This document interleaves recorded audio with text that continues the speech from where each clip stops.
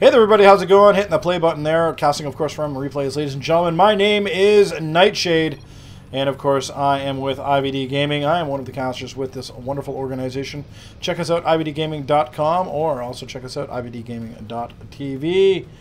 And we're just doing a little bit of casting here this evening. I figure, you know, let's get some replays banged on out. And up in the top left-handed corner here on Habitation Station, ladies and gentlemen, from IvD Gaming, it is Ruff. And very unorthodox player, and a lot of fun. A lot of call him the master of cheese. And yeah, he's really, really freaking good. Up in the top right-hand corner, though, equally competent and equally capable. Ladies and gentlemen, he is a grandmaster on the Korean server. So he's really freaking good. Ladies and gentlemen, from Root Gaming, it is Catz. And of course, it is going to be Paulo versus Jesse, and Paulo is really, really good. He's going to send out a drone scout about as quickly as he can, wants to get that additional scouting information. His overlords are heading out across the map already, but we will keep tabs on exactly what is going on. Now, this game is played before patch 2.1.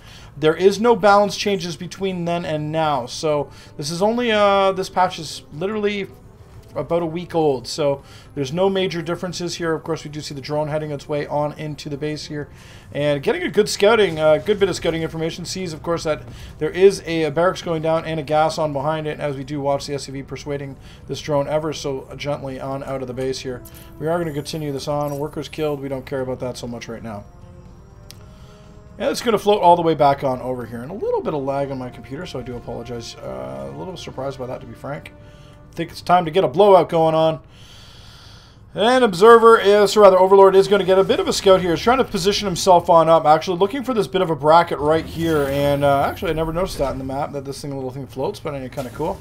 Just trying to get this sweet spot where you can actually evade really, really well, but also kind of keep an eye on the front door here. As you can see, also able to get a bit of a scout. Going to take a quick peek, see exactly what's up. Notice he's not going to be able to breach the front very easily. Ruff is going to continue on with the factory build. It's going to switch on over to that. Wouldn't be surprised if we see a... whoa, that's an interesting play. It's actually going to lift it on up, opening his door all the way up. Very, very dangerous, actually. Maybe throws a bunker down at the front. We'll see where this is going. Catz is going to identify that. You're going to see a reactor go down as well. On the flip side, there is a bunker going down in front of Katz's base. Catz is certainly very much aware of that, as this has come into his vision right now. He does have a couple of queens and some lings in production. That should help him a great deal. He is starting to minus gas. He needs to get another 80 more. So Zergling speed is a long distance ways away. There is immediately a spine crawler going down, and the distance should be fairly close. It should be able to attack it. Marines have arrived as well. They're going to immediately identify the spine crawler and take care of that first and foremost. Very good pressure here by Ruff, and good control. You can see his micro and his APM is really, really high. Both players up in the 175 and higher. Going to get a quick cancel onto that drone, and that is going to actually force it all the way back and restart the spine crawler process here. Queens have arrived as well, going to get an inject in, and Catz is in a lot of trouble as this hatchery is starting to take damage. More Zerglings are going to pop on up. One of them is going to take a lot of damage and get killed off. The other one as well. SCV is located well inside and very safe inside this bunker. Something I'd like to see Blizzard do is actually add repairs from inside bunkers for SCVs. Although I'm certainly that would be absolutely imbalanced as heck, but we'll see where that goes. It's going to be a supply depot, fill in the void on over here. Of course, Ruff is going to expand on behind this. He has Hellions in production currently as well. The Zergling speed has been started here for Catz, so he is on top of his game, and he's got to be very careful. This spine crawler is not taking any damage here. The bunker is gone. I think it's just outside the range, actually. But not for the spine crawler. The spine crawler is going to start working away on this. SCV is going to start with repairs. And this bunker is under siege. And Hellions have arrived, though, and this is where it's going to get very careful and scary. They're actually heading straight on up and into the main here. We'll try and keep an upheaval on that. That is going to fall, but the Hellions are already in here. Lings are in hot pursuit. They do not have speed, so they are easily killed on off. And drones are running for their lives. The Zerglings are chasing down the Hellions. They're going to keep them tied up, at least for a short period of time. Queens have arrived as well, but all of these Lings have been killed off for the most part. There's only 2 or 3 left on the map here, as all the drones have actually transitioned down to the woods, rather the natural. But these 3 Hellions are still alive, killing off another drone as they continue on down and into the ranks and in the mineral lines here. And again, more Lings are going to get roasted here. Zergling's speed is still a good distance bit away here. And you can see the Hellions have been cleaned off, but they have killed off a good number of workers. 9 in total actually haven't been killed. So I'm not sure if the best trade in the world, but this has been keeping Catz on the back foot completely.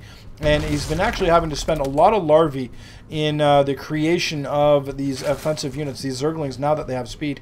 And yeah, that's just kind of the sucky way it is, ladies and gentlemen, for him at least. But he's going to start droning back on up. We do see, of course, 7 drones immediately in production here. Wants to get on top of that about as fast as he can.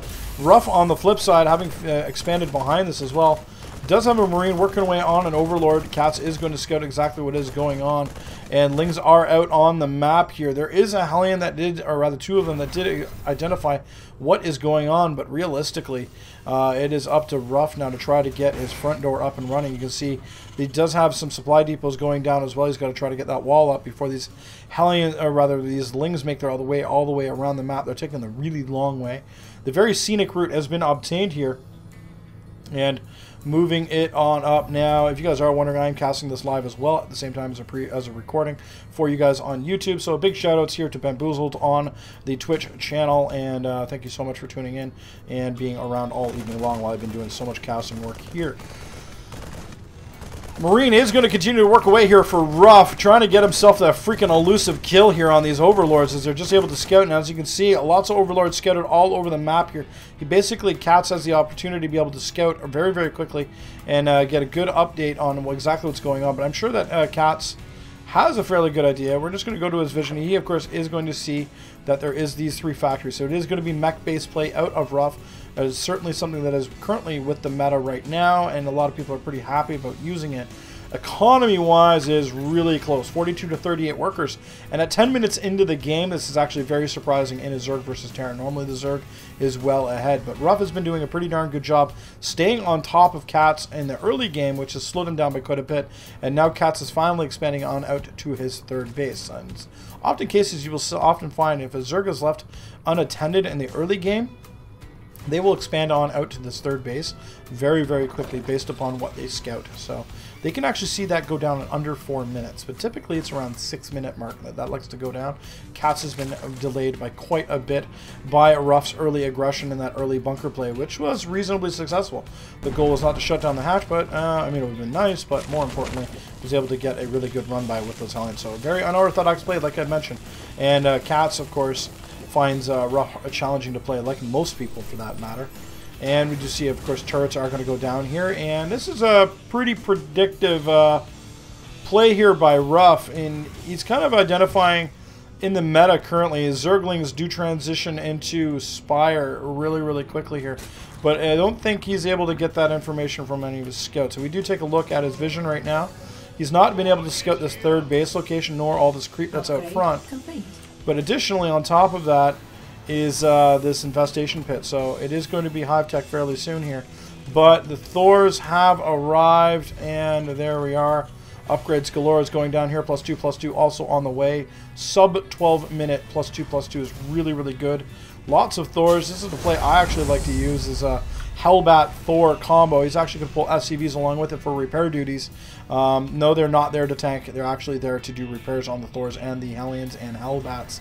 As this force is moving its way across the map, this is looking unbelievably scary. And this is going to be very, very hard and very, very challenging here for Catz to be able to deal with. Now, he does have a lot of creep, so he does have a lot of forewarning. That's exactly what's going on. He's certainly going to have that movement advantage. Swarm Horse are in production. 4 already in production right now. 3 on the map. There are infestors on the map. A lot of queens here also trying to take care of this. And you can see Spinecrawl is also going down, and the infestors and everything are here ready to go. And Swarm Horse are burrowing on in. Locusts are on up and going. But the Thors here are actually a pretty good counter here as well. And you can actually see as they start to wreck away on absolutely everything here. Killing off so much, spewing forth the beach balls of fun are these infestors here. And as the infested Terrans do pop, they are going to get slaughtered unbelievably quickly here. But the biggest problem is these Swarmos are going to be an absolute nuisance here to these Thors. He is staggering them on out, so they continue to push on forward, but no scans have gone down just quite yet, so they can isolate them what they are. And siege tanks have arrived as well. He's going to siege those up and get them going as well. Drones have been pulled off the lines to help buffer at least a little bit here for the Swarm host, so additional reinforcements to come. Roaches are in production as well, so again, these Thors are going to continue to work away. The Swarm hosts are going to get crushed by the duo of fist pumping awesome guns of the Thors here, and Ruff is just an absolute wrecking crew. Again, another scan going down. That will do it for the Swarm hosts in total. They're all dead. There's just 3 roaches left here, and Catz is in a lot of trouble as this third base is pretty much vacant of workers right now, and no units left to defend as well. There's just these handful of roaches here that have spawned. They may be able to take down this Thor. That is going to be an absolute victory here. It is just these 2 siege tanks and 1 Thor remaining here. And certainly these roaches here are going to start working away on the 1 siege tank. Able to kill it off and not able to kill the other, unfortunately, though. Lings are going to arrive as well, but Hellbat's pretty darn good unit against Lings. And the Blue Flame has been researched as well with that +2/+2. So this Thor Hellbat Siege Tank combo is still going to continue, and Catz is unable to really answer it for this particular point in time. He does have 3 more... Ooh, this is going to be awfully close, and he does have a couple of additional Swarm hosts up on the high ground here as well. His economy is not brutal, though. I mean, he's still mining off that third base of his. Hellbats are chasing down these roaches, which are cutting like an absolute boss here. You can see that Catz is actually getting as much work as he can done. And this Hellbat is going to die. The roaches are going to head on back down. Like, nope, let's change that. Swarm host has arrived as well, but he's going to have to run for his life. Nope, it ultimately is going to explode into little itty-bitty pieces along with those 2 roaches as well. These Thors are just packing quite the punch as well, with 36 damage times 2 every time they shoot. It is damn near 72 hit points worth of damage. Of course, armor is going to factor in that as well on the individual units here. Lots of Lings on the high ground trying to get on down here, but the siege tank's able to literally shell them, and as you can see, the wings flay wide open here. And this continued aggression here by Ruff is just going to be left unanswered right now. And he's actually transitioning here. Excuse me. 2 Banshees. Cloak is also being researched as well here. And also +3 weapons. So this is just going to be absolutely nuts. And a GG and a well played from Catz. And Ruff is going to be victorious. Ladies and gentlemen, check us out. IvDgaming.tv, and also big shoutouts and thank yous to our sponsors MSI, CM Storm, and Natverk Technic.